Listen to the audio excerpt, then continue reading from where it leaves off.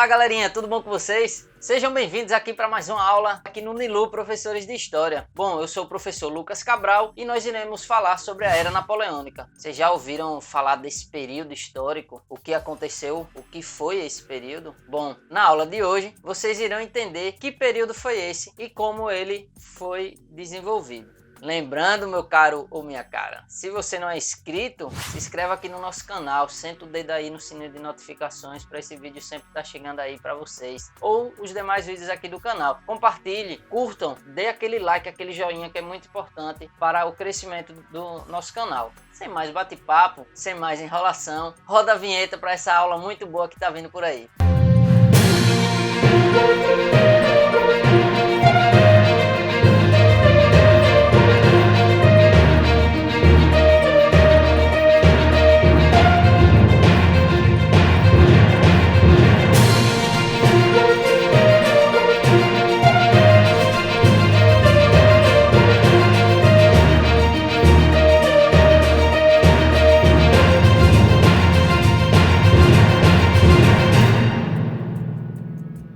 Iremos falar sobre a Era Napoleônica, uma era que durou aproximadamente 15 anos, ali do final do século XVIII e início do século XIX. Professor, eu não entendo por que Era Napoleônica. Então, gente, Era Napoleônica é que a gente vai falar de um personagem muito importante da história, chamado Napoleão Bonaparte. Isso aí, pessoal. Napoleão Bonaparte, ele nasceu lá na ilha de Córcega, certo? Pertence até hoje, desde o século XVIII, pertence à França até os dias atuais, certo? Essa ilha fica ali no mar Mediterrâneo, ok?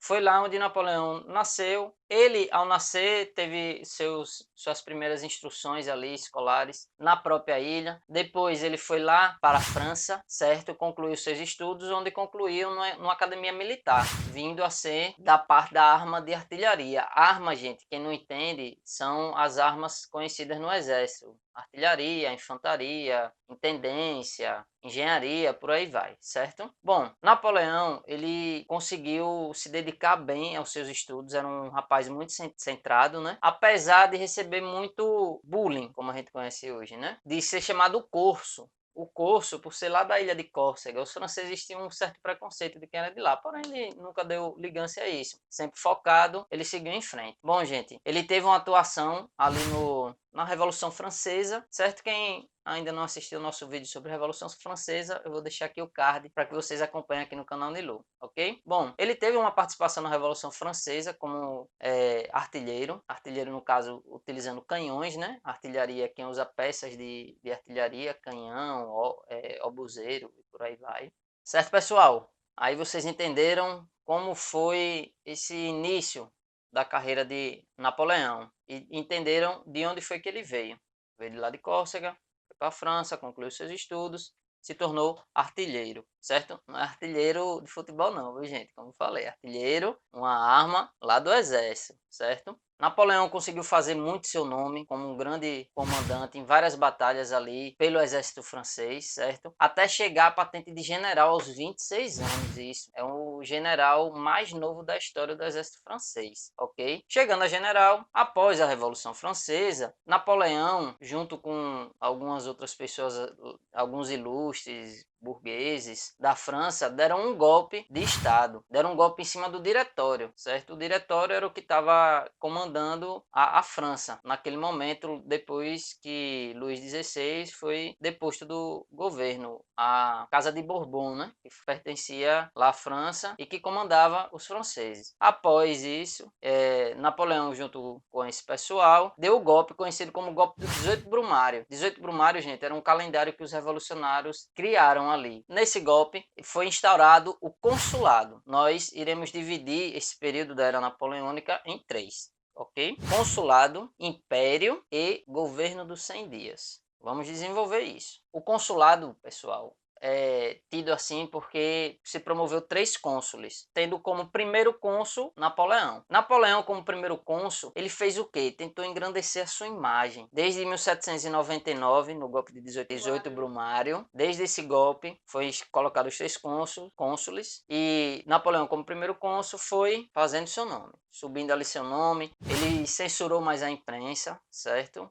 De que forma? Para poder enaltecer seu nome, o povo conhecer mais, a França e o mundo conhecer mais quem era Napoleão Bonaparte. Isso era uma parte dos planos dele. Daí para frente, Napoleão não foi só apenas uma pessoa tão ruim. Como assim, professor, tão ruim? Então, nós vamos entender por partes, para não misturar tudo. Napoleão, ele conseguiu melhorar a economia da França, criou muitas infraestruturas, ou seja, ele que criou o Banco da França, conseguiu pegar a inflação que estava pesada ali, a economia muito fraca, conseguiu subir ela, foi ele que criou o franco. Ele, com a criação desse banco, trouxe uma hegemonia boa para a França, deu uma organizada na sua economia. Fez tratado com a Inglaterra, que havia muita guerra, muita batalha entre França e Inglaterra. Ele conseguiu, de um jeito lá que ele tinha, fazer uma certa aliança com a Inglaterra, mas isso tudo parte do plano maior dele. Construiu portos, construiu estradas para melhorar o comércio e também, como eu disse, fazendo o nome dele, né? O povo lá, caramba, esse é meu general, esse é meu cônsul e tal, França conhecendo, os povos da Europa, caramba, realmente ele está sendo uma pessoa diferente, fez uma aliança com a Inglaterra, não está querendo guerra com ninguém, só melhorando a economia, porém, isso foi um plano que ele teve, certo? Muito importante também, não somente a parte da economia, ele também, pessoal, fez inovações na educação e no direito. Ele criou várias escolas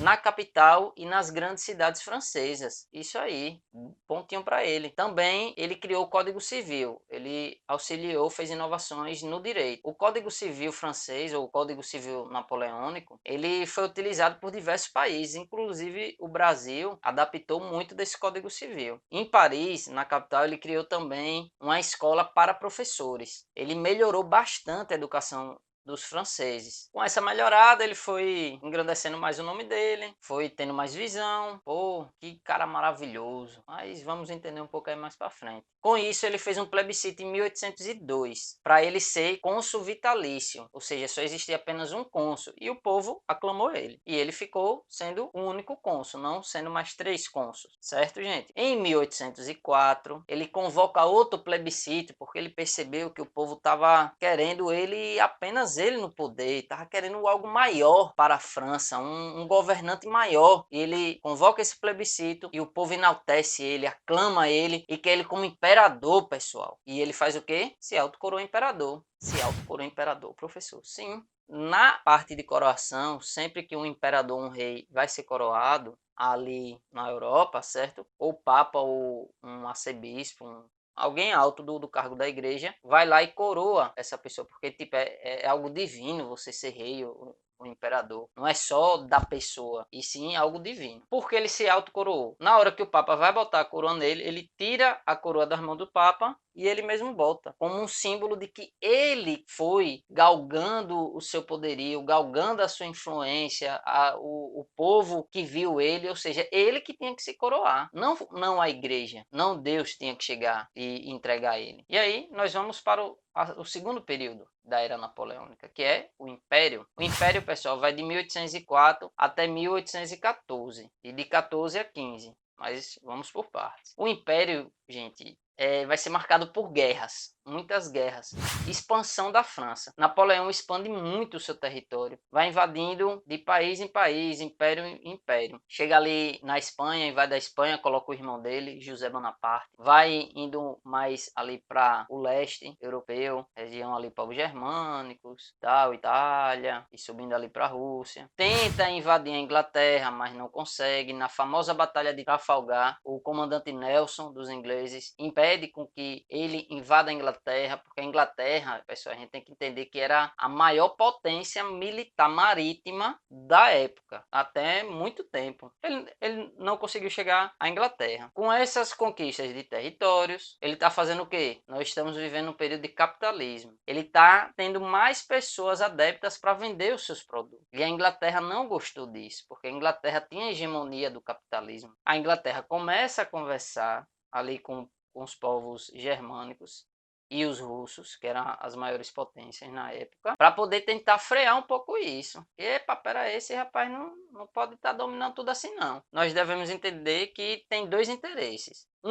Que a Inglaterra vê que os negócios dela estão sendo defasados, e outro que está percebendo que uma pessoa, um império, está querendo dominar tudo. Napoleão, quando tenta ali invadir a Inglaterra, não consegue, e a Inglaterra tenta com os outros impérios e aos poucos freando ele, Napoleão percebe. Ele não consegue fazer essa investida à Inglaterra, e ele faz um bloqueio continental no ano de 1806. Devido a esse bloqueio continental, ele percebe que não estava funcionando direito, os produtos ingleses ainda estavam chegando. Esse bloqueio continental, pessoal, ali no continente europeu todo, ele faz um bloqueio e fala que os países os quais ele dominou, e outros países que ele ainda não tinha dominado, né, não comercializasse com a Inglaterra. Ele procurou um meio de acabar com a Inglaterra economicamente para depois invadir ela. Porém, muitos desses produtos estavam entrando por Portugal. Aí ele vai o que? Invade Portugal. E isso também dá o processo lá do Brasil. Nós podemos entender que, graças a isso, teve o processo de independência do Brasil, porque em 1808 a família real sai de Portugal, vai para o Brasil, se instaura lá, e isso é uma outra aula que nós iremos comentar, beleza? A partir desse processo do bloqueio continental,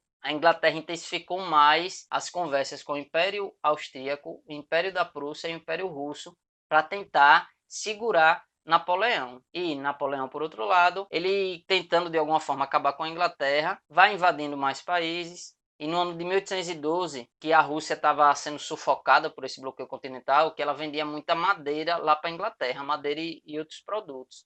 A economia da Rússia estava quebrando, porque a Rússia era um país agrícola, um império agrícola. Ela dependia desse comércio com a Inglaterra. E ela estava sendo sufocada e voltou a vender madeira para a Inglaterra. E aí, gente, vai começar o desastre de Napoleão. Por que desastre? Desastre que ele pega a grande parte do exército dele e vai invadir o Império Russo. E ele faz isso o quê? Em pleno inverno russo.